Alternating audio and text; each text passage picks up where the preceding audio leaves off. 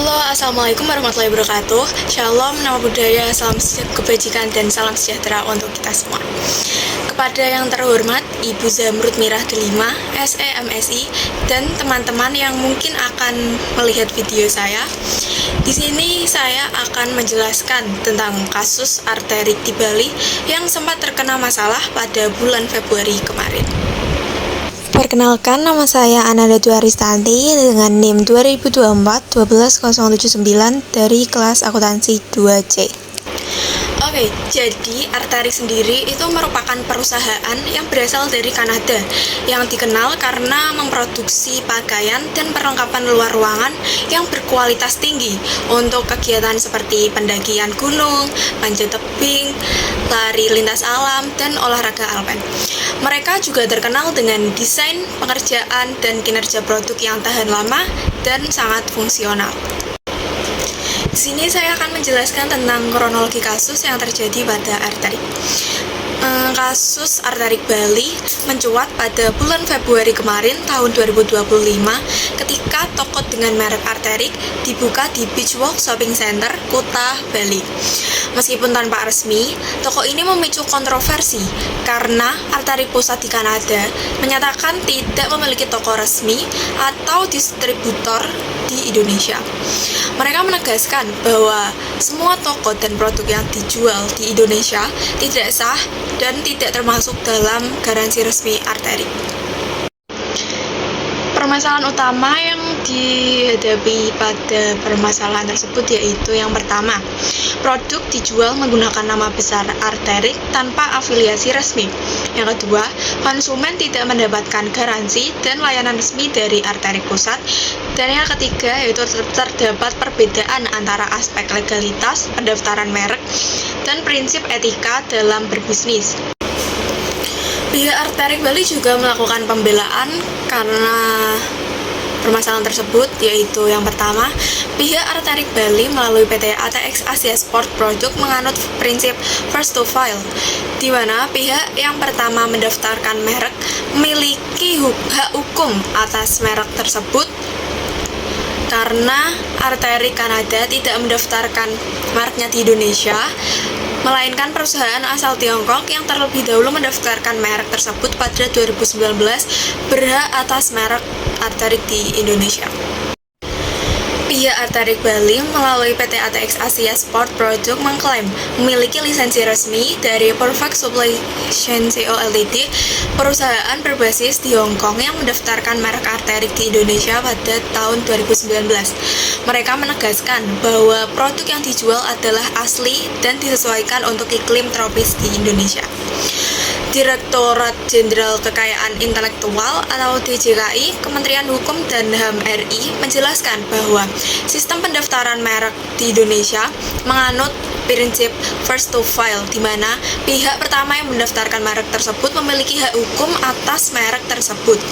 Karena Arterik Kanada tidak mendaftarkan mereknya di Indonesia, perusahaan asal Tiongkok yang terlebih dahulu mendaftarkan merek tersebut pada tahun 2019 berhak atas merek Arterik di Indonesia.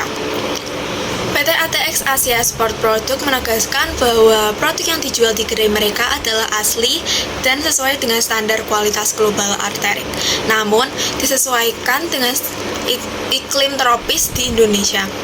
Mereka juga menekankan komitmen terhadap kepercayaan konsumen dan transparansi dalam operasional bisnis mereka.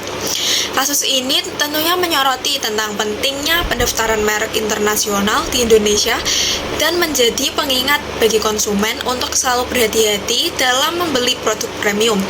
Meskipun produk yang dijual di toko Arterik Bali mungkin memiliki kualitas yang baik, mereka tidak termasuk dalam jaringan distribusi resmi Arterik Kanada dan tidak mendapatkan dukungan atau garansi dari pusat.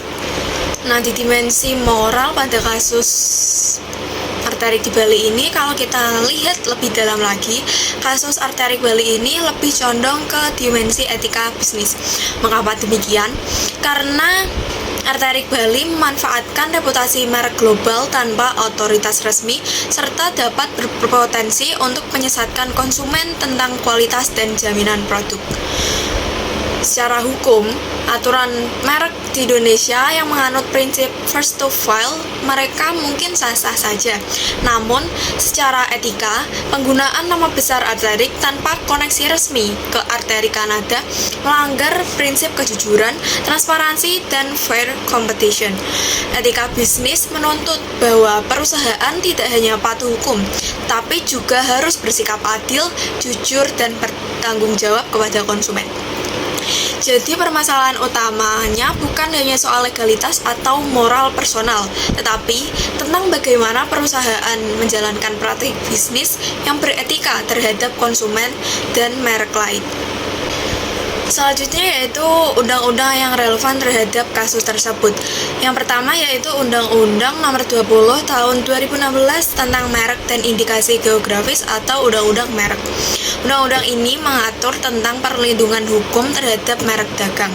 Dalam kasus Arc'teryx Bali ini, meskipun toko tersebut menggunakan merek yang telah didaftarkan di Indonesia oleh pihak lain, hal ini menimbulkan pertanyaan etika dan potensi pelanggaran terhadap hak konsumen, terutama jika konsumen tidak mendapatkan produk dan layanan yang setara dengan standar merek asli. Undang-undang yang kedua yaitu Undang-Undang Nomor 8 Tahun 1999 tentang Perlindungan Konsumen atau Undang-Undang Perlindungan Konsumen. Undang-undang ini menetapkan hak-hak konsumen dan kewajiban pelaku usaha. Hak konsumen antara lain yaitu yang pertama mendapatkan informasi yang benar, jelas, dan jujur mengenai kondisi dan jaminan barang dan atau jasa. Yang kedua yaitu mendapatkan kompensasi apabila barang yang diterima tidak sesuai dengan perjanjian atau tidak sebagaimana mestinya. Kewajiban pelaku usaha yang pertama yaitu memberikan informasi yang benar, jelas, dan jujur mengenai kondisi dan jaminan barang. Yang kedua yaitu memberi kompensasi atas kerugian akibat penggunaan barang yang diperdagangkan. Dalam permasalahan kasus Arc'teryx Bali, jika konsumen merasa dirugikan karena produk yang dijual tidak mendapatkan garansi resmi atau tidak sesuai dengan yang dijanjikan, mereka berhak menuntut ganti rugi sesuai dengan undang-undang tersebut. Yang perlu dilakukan ke depannya agar terhindar dari permasalahan isu sosial dan etika dalam konteks sistem informasi seperti pada kasus Arc'teryx Bali, yaitu yang pertama selalu cek keaslian informasi. Sebelum membeli produk atau mempercayai informasi dari suatu sistem website, online store, dan aplikasi, kita harus memastikan informasi tersebut berasal dari sumber resmi seperti pada website perusahaan resmi, akun verified, dan dokumen resmi. Lalu cross-check antara informasi yang tersedia dengan yang diumumkan oleh pihak pusat atau pihak ketiga terpercaya. Yang kedua yaitu memahami hak konsumen dan prinsip etika digital. Mengerti hak-hak sebagai konsumen berdasarkan Undang-Undang Perlindungan Konsumen. Berpikir kritis terhadap iklan atau penawaran yang tampak too good to be true. Selalu menilai apakah praktik bisnis atau informasi yang diberikan memenuhi standar etika, bukan hanya hukum. Yang ketiga yaitu menggunakan sistem informasi yang aman dan transparan. Bertransaksi hanya melalui platform atau sistem informasi yang jelas kebijakan privasi, garansi, dan otorisasinya. Menghindari penggunaan layanan atau pembelian di sistem yang tidak memiliki transparansi tentang lisensi atau afiliasi resmi. Yang keempat yaitu meningkatkan literasi digital dan etika bisnis aktif, belajar tentang literasi digital termaksud cara membedakan informasi asli versus palsu, memahami bagaimana etika bisnis diterapkan dalam sistem informasi, misalnya pentingnya transparansi, kejujuran, dan perlindungan data. Sekian penjelasan saya terkait dengan permasalahan dari Arc'teryx di Bali. Semoga bermanfaat dan mohon maaf apabila terdapat kesalahan dalam pemilihan kata. Terima kasih. Wassalamualaikum warahmatullahi wabarakatuh.